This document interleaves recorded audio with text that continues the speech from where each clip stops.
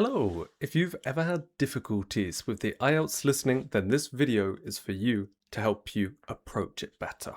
We're going to talk about a key skill called prediction, which is about guessing answers before we hear them. This makes it easier to do the listening during the exam. I'll give you an example to demonstrate so that you can see for yourself. Here we have a question.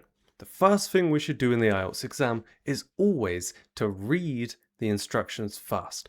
Write no more than 3 words and or a number for each answer. Now that we've read the instructions, we can start on the listening. And let's try predicting some answers. So gap number 1, it's a name, Jacob. What would you expect to be the answer? It's going to be a surname. Could be Jacob White, Jacob Spiff, something like that. For question 2, it's an address to be collected from. What would you predict for this? It's going to be some name for a college on a road. Maybe it could be Westfield College or London College or something like that. For the town, we have our Bristol. For postcode, now, for this, you need to know a bit about the UK to be able to predict this. In the UK, a postcode is a combination of letters and numbers. For example, PL59 MFQ, something like that. For the size of the container, what would you predict here? We've got a length, which is 1.5 meters, which means our width and our height are also probably going to be a number and a unit of measurement, maybe meters, maybe centimeters. Next, we have contents, clothes, maybe some other things like books and toys perhaps. And the last question, the total estimated value. Now we can see a pound sign, so that's going to be a number that we're listening for. Now, when you do these questions, you probably already predict the answers, but you don't know that you're doing it. We want to take this skill even further so that you can predict perfectly. Let's consider the things we can predict. We can consider examples of the answer. Okay?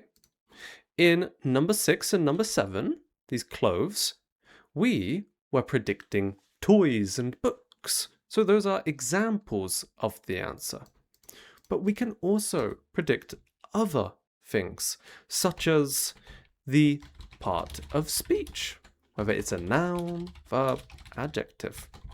When you look at questions 6 and 7 for this, you know you're looking for a noun, which means when you're listening, you're going to be focusing on nouns when you're listening for that question. We can also predict synonyms, which are different words with the same meaning. We can also predict antonyms. Those are words with the opposite meaning. We're going to do another example and a more interactive activity here that you can join in with. We're going to predict these questions. We must complete the notes below.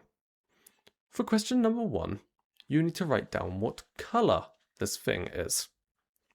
For question number 2, you need to write down what the handles are made of. So what would you predict? Maybe for question 1, I would predict white or brown or silver. For question number 2, handles made of, what do you think? Maybe it could be wood, maybe metal, maybe plastic, something like that. For number 3, what's a height? We're obviously looking for a number in number 3. Number 4, if it's the condition, what do you think? I think maybe it could be new or damaged or used. For question number 5, the price, we're going to be listening for a number again on this one. Hello, Carolyn speaking.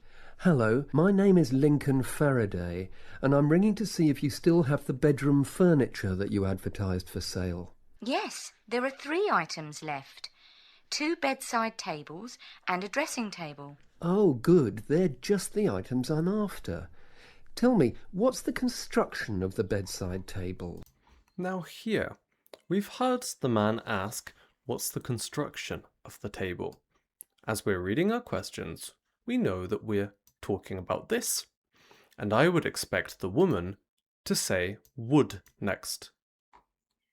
I mean, what are they made of? Well, they're a matching pair and they're made of wood, but the wood has been painted. It's not brown anymore.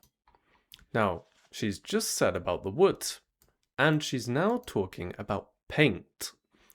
Paint is probably going to describe the colour, so we want to listen carefully for this section, expecting something like brown, gold, silver, black, white. It's been painted cream. I see. It's been painted cream was the answer to this. Each table has a shelf and 2 drawers. Oh, and the drawers have square brass handles. Quite modern and quite nice, really. Now this was a very fast answer. She has given the answer to number 2, but she did not say handles made of. She said, handles. Hopefully you heard the answer. The correct answer is brass handles. And what about the dimensions? Well, each table is 50 centimetres wide. That's good. Much bigger than that, and they wouldn't fit beside my bed. Now, this is an example of how you shouldn't be distracted by words or by keywords. She said 50 centimetres. Many students will hear centimetres and they'll write down 50 immediately.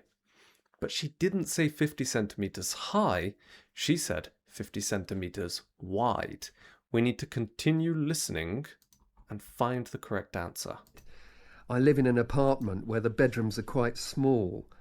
What I really need to know is how tall they are. You see, my bed's quite high. Now, the man has asked about how tall they are. He didn't ask about the height of them. He asked how tall they are, which is a synonym, and that is why we must always be listening for synonyms as well, not just the words from the questions. 65 centimetres high and 45 centimetres deep. And there was our answer. Maybe you got it, 65 centimetres high. Next, we'll be listening for the condition. Once you've heard an answer and you're confident in it, move on and look at the next question and start predicting what you need to listen for. Thanks. Just a couple more questions about the bedside tables. What condition are they in and how much are they? They're in perfect condition. We've heard our keywords. The man asked about the condition, and she has just said that they're in perfect condition. There isn't a mark on them. I had them painted professionally, you know, so the finish is much better than you'd normally expect. As for how much, I think £15 each would be fair, but I'll only sell them as a pair, so that's £30 all up. She has said that they will be £30 in total for the pair, £15 each. Thank you for watching the video. I hope it's taught you something about the listening exam. The main idea is that you do not just listen for the one word from the question.